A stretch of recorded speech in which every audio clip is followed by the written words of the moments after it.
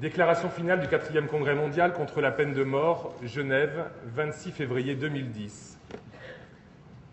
Nous, participants au 4e Congrès mondial contre la peine de mort, organisé à Genève, en Suisse, du 24 au 26 février 2010, par l'association française Ensemble contre la peine de mort, ECPM, avec le parrainage de la Confédération suisse et en partenariat avec la Coalition mondiale contre la peine de mort. Nous adoptons la présente déclaration au terme de 3 jours de riches débats, d'échanges d'expériences, de définition de stratégies, de partage de témoignages, mais aussi d'engagement et de soutien fort exprimés par des États et des institutions internationales. Constatant avec satisfaction la réalisation de plusieurs recommandations formulées à l'issue du 3e Congrès mondial tenu à Paris en 2007,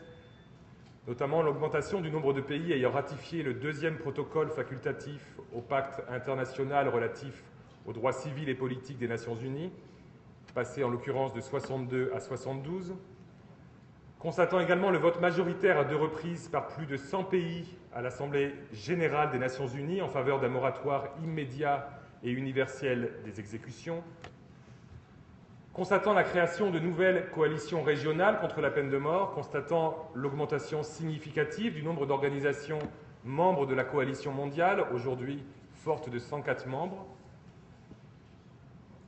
constatant également l'impérieuse nécessité d'intensifier nos efforts à la fois au sein des tribunaux, des barreaux, dans les médias, dans les écoles, dans les universités,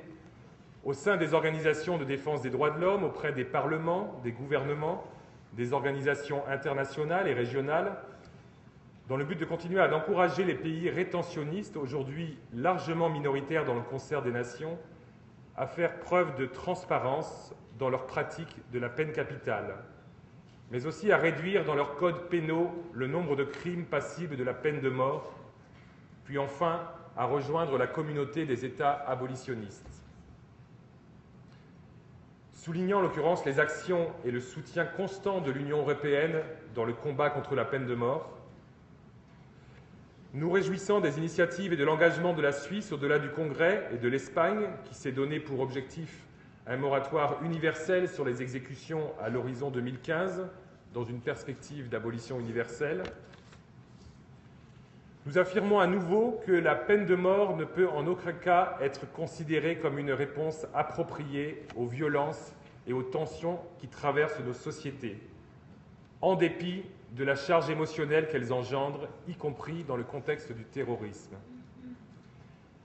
Et nous appelons, dans cette ville hôte des organisations internationales et dans cette ville symbole de paix,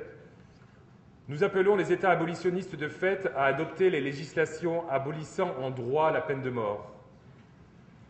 Nous appelons les États abolitionnistes à intégrer l'enjeu de l'abolition universelle dans leurs relations internationales et en faisant un axe majeur de leur politique internationale de promotion des droits de l'homme. Nous appelons les organisations internationales et régionales à soutenir l'abolition universelle de la peine de mort, notamment par l'adoption de résolutions prônant le moratoire des exécutions, par le soutien aux actions d'éducation et par une coopération accrue avec les organisations non gouvernementales abolitionnistes qui agissent actuellement sur le terrain. Enfin, nous appelons les associations et les acteurs abolitionnistes des États rétentionnistes à fédérer leurs forces et leurs volontés en créant et en développant des coalitions nationales et régionales dans l'objectif de promouvoir à l'échelle locale l'abolition totale et universelle de la peine de mort. Fait à Genève le 26 février 2010.